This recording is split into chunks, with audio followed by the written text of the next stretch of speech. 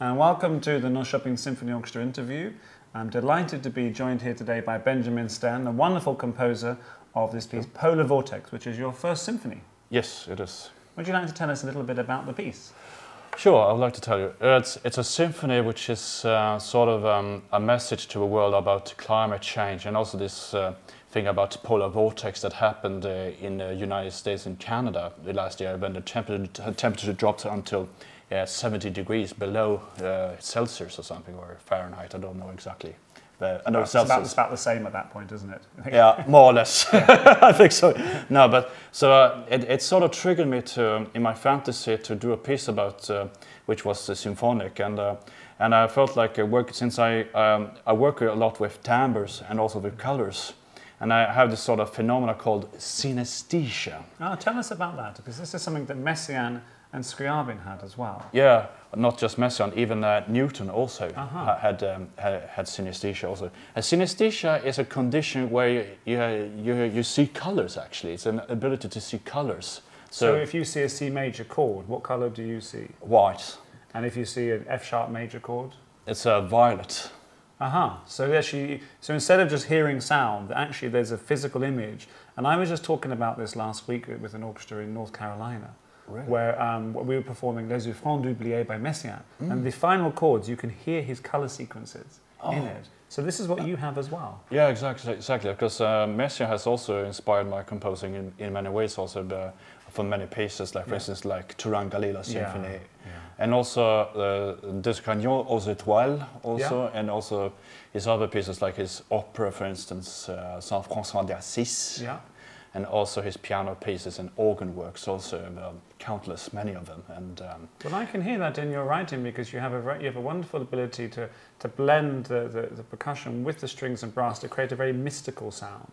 Yeah. It sounds very. When you come and hear the concert, you'll hear that the colours that you achieve musically are very, very interesting. Nice, yes. Because I usually listen to sound when I compose. I mean, sometimes I close my eyes completely, and then I just go where the pen goes practically. I write by hand first, and then I put it in the computer later on. And then sometimes I even improvise on the piano or the synthesizer, and it depends on either way or something. I mean, so it's a constant working of timbre, since I'm very dependent on sound when I work, and so I work with notation software programs in order to get the right timbre also for long periods of time. And then when it's finished, I just it's like cooking in one sense. It's like I taste it, and then I sort of smell the sounds, and more or less, and then when it's done, then it's done, when it's completed. So it's a sort of a matter of brain and heart, and so sort of nice combo. Well, there's a lot. Well, I was pleased with discussing with you when we came to some passages. Your description was always emotional. It wasn't, oh, make it 7 beats plus 4 beats. It was, no, bel canto, singing. It should feel very emotional. So for you, the emotion of the different passages is actually very, very critical, not just the technique of it. No, exactly. Because I was brought up in an opera house, more or less, since my parents worked in the opera house. Since my father was a conductor. His name was Gunnar Staern. He's also been conducting in London for many periods in the 60s, and also conducted this orchestra here also in the 70s or 80s or something.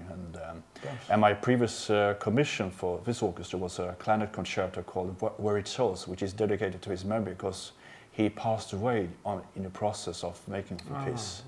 But he was old and sick. So it was sort of an important background when I got sort of contacted with scores. He had 5,000 scores of the entire symphony repertoire, and also opera repertoire also. What a luxury! Yeah. And so tell me, how is it the process once you have the piece imagined in your head and then you hear it performed in rehearsal? How much of it does it change? Is it an organic process for you? Yeah, it changes a lot actually, because sometimes you have somewhere some sounds in your brain, and then suddenly when you hear it with live people, it gets a sort of a different tempo and different sort of dynamics, because you can't get the same as you can get in working in a studio with MIDI keyboards and stuff, because it gets very static. Because here is more or less like a living organism. Because it's a sort of a sensory impulse in many ways, and also it's like the blood flows all the time, and also so it's more or less like an organic impulse, more or less. So sometimes when I compose without keyboards or something, I imagine the orchestra in front of myself, and also I closing my eyes once again. Yeah, well, anything that helps. Well, yes. Benjamin, we're really enjoying playing your music. It's wonderful, and we look forward to performing many more pieces. It's really wonderfully creative, beautiful, and very, very powerful. I think your message comes through extremely well. So we look forward to seeing you tomorrow night, Thursday night. What day is it today? Thursday night for the concert with Benjamin Staern's Polar Vortex. Thank you so much. Thank you.